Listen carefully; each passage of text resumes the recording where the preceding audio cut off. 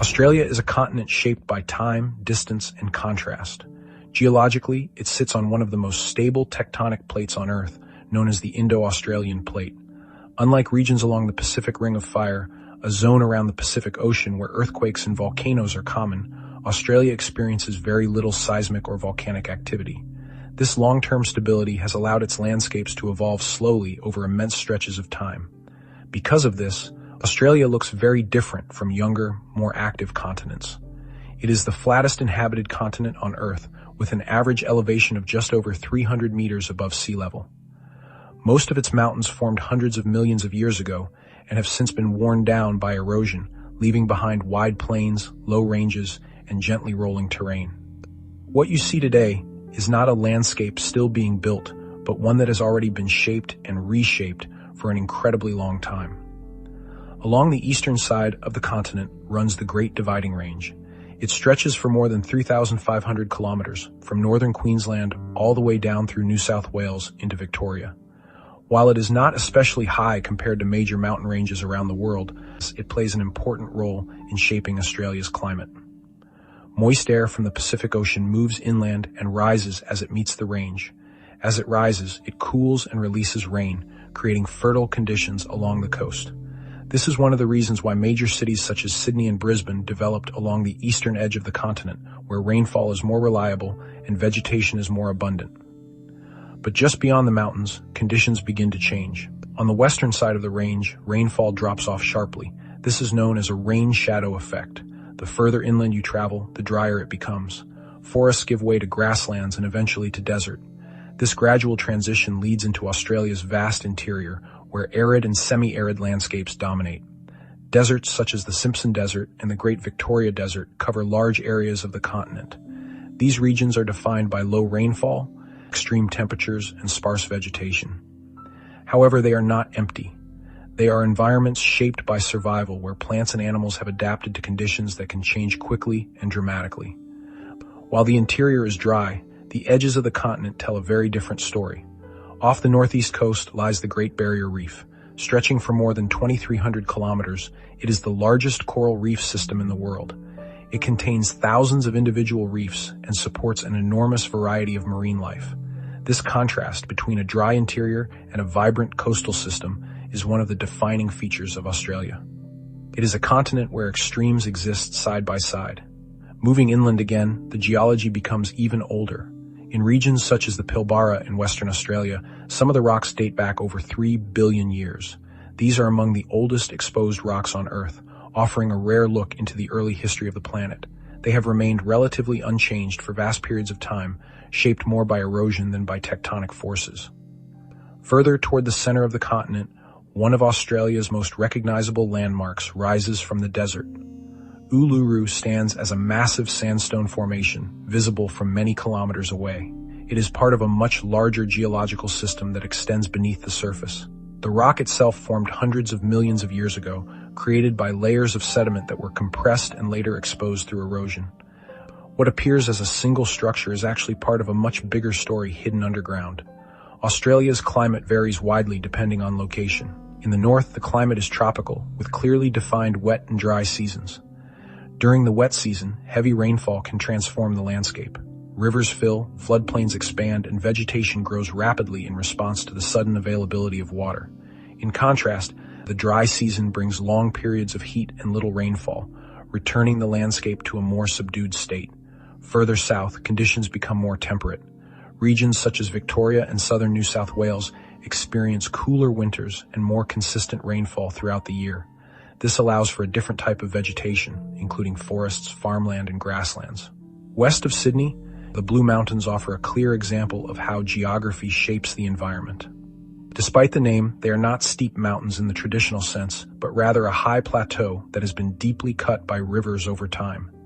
The cliffs, valleys, and rock formations create a layered landscape that stretches for large distances.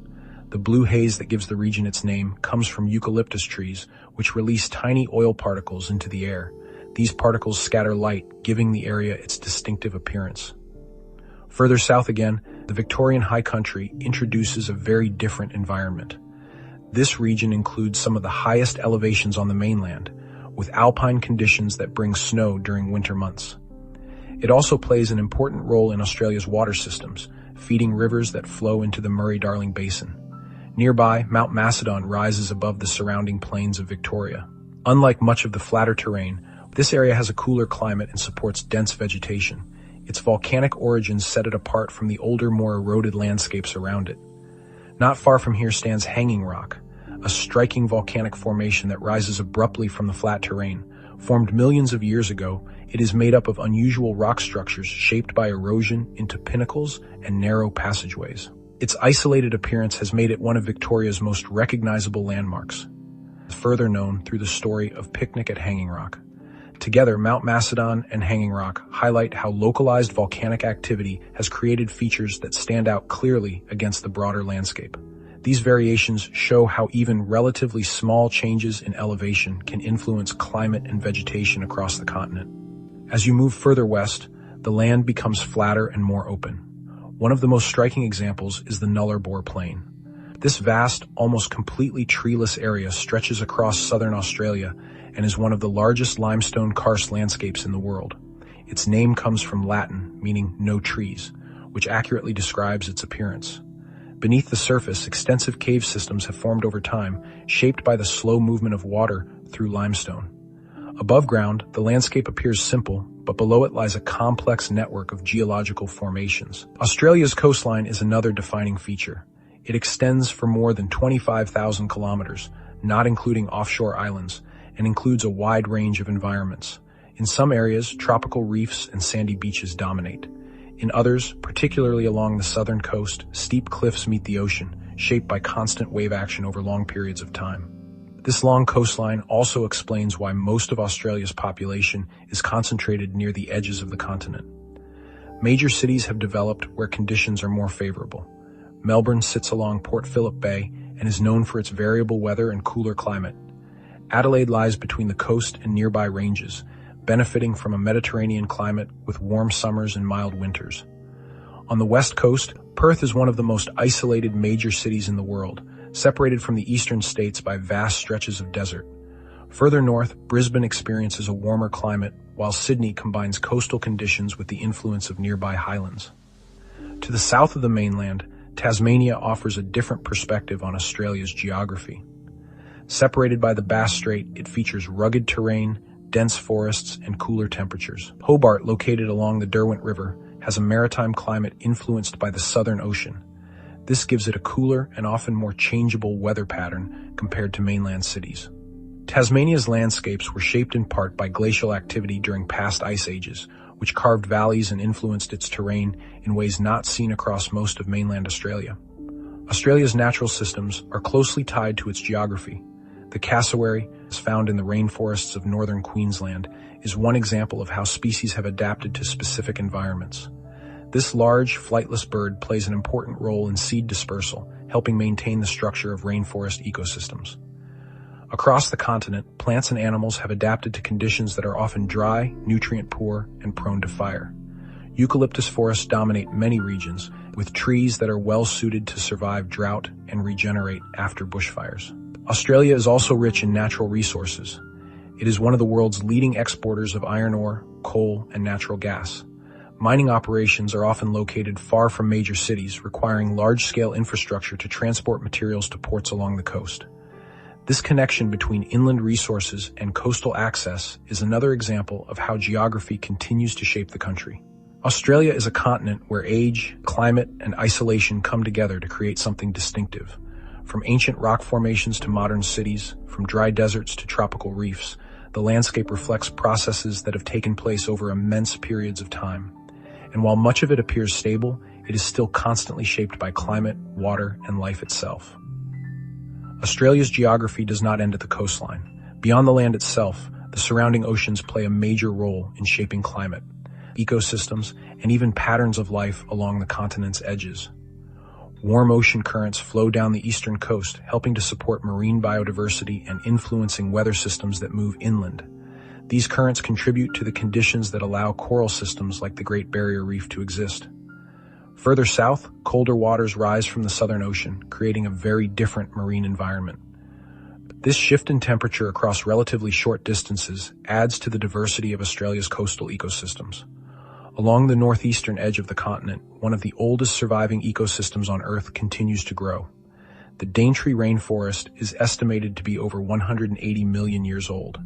It predates the Amazon and contains plant species whose ancestors existed during the age of dinosaurs. This rainforest thrives in a narrow band between the mountains and the sea, where consistent rainfall and warm temperatures allow dense vegetation to persist.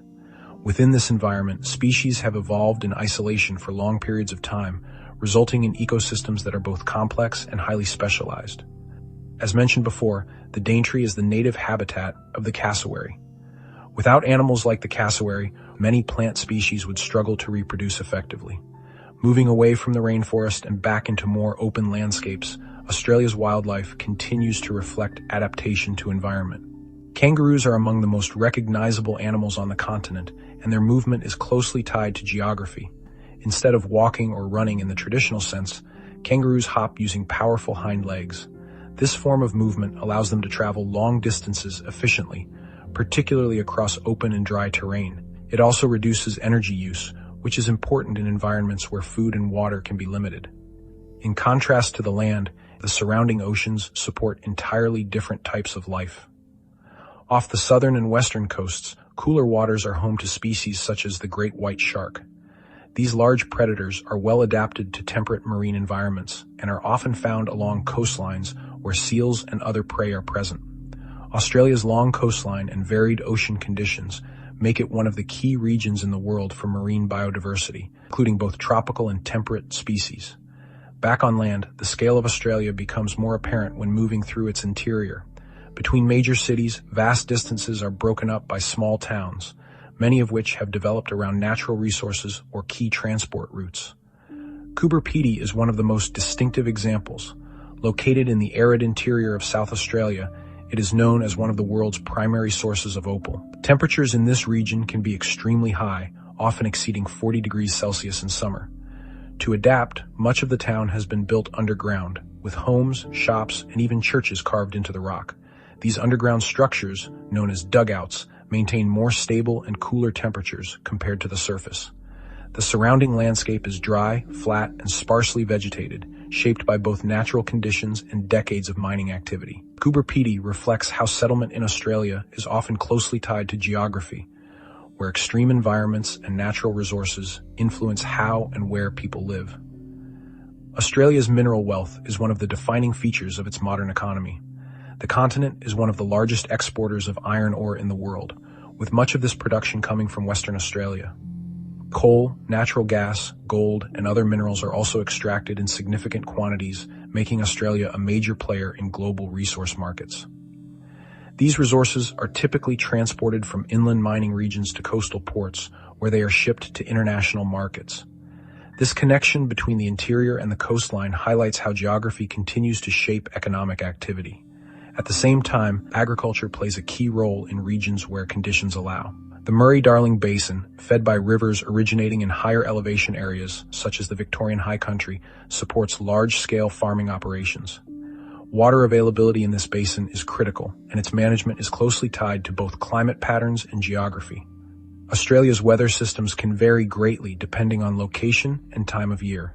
In the north, tropical cyclones can form over warm ocean waters, bringing intense winds and heavy rainfall when they reach land. In the south, cold fronts move in from the Southern Ocean, bringing cooler temperatures and changing weather conditions. Inland, heat waves can develop during summer months, with temperatures rising significantly over large areas.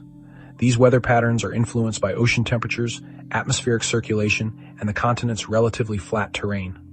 Fire is another important factor in Australia's natural systems. Bushfires occur regularly, particularly during hot and dry periods. While often seen as destructive, fire is also part of the natural cycle for many ecosystems. Certain plant species rely on fire to trigger seed release or regeneration. Eucalyptus trees, for example, are adapted to survive and recover after fires, with thick bark and the ability to regrow from protected buds. This relationship between fire and vegetation is a key part of how landscapes are maintained over time. Australia's rivers behave differently compared to those in many other parts of the world. Due to the flat terrain and variable rainfall, Many rivers are intermittent, meaning they do not flow continuously throughout the year. Instead, they may fill during periods of heavy rain and then recede, leaving behind dry channels or isolated waterholes. This pattern creates unique ecosystems that depend on periodic flooding rather than constant flow. The continent's isolation has also influenced its human geography. Major population centers are concentrated along the coast, where conditions are more favorable. Inland regions remain sparsely populated, with large distances between communities. This distribution reflects the challenges of living in environments where water is limited and temperatures can be extreme. Despite these challenges, Australia supports a wide range of lifestyles and environments. From tropical rainforests in the north to temperate regions in the south, from coastal cities to inland towns, the continent offers a diversity that is closely tied to its geography. The coastline itself continues to shape how people interact with the land. Ports, trade routes, and cities are all influenced by access to the ocean. Fishing, tourism, and marine industries rely on the health and stability of coastal ecosystems. At the same time, rising sea levels and changing ocean conditions present new challenges that are closely linked to global climate patterns. Across the continent, patterns begin to emerge. Ancient landscapes influence soil and vegetation. Mountains shape rainfall and climate. Oceans regulate temperature and weather. Resources determine settlement and industry. Each part of the system is connected, and each plays a role in shaping the Australia that exists today. From the oldest rocks in the Pilbara to the living systems of the Daintree Rainforest, from the open deserts of the interior to the busy coastlines of major cities, from isolated mining towns like Coober Pedy to global export networks reaching across oceans. Australia reflects the interaction between land, water, and time on a continental scale. It is a place where geological stability has allowed landscapes to endure, where climate creates both challenges and opportunities, and where life, both natural and human, continues to adapt to the conditions around it. Australia is not defined by a single feature. It is defined by how all of these elements come together. A continent shaped slowly but continuously by forces that are still at work today.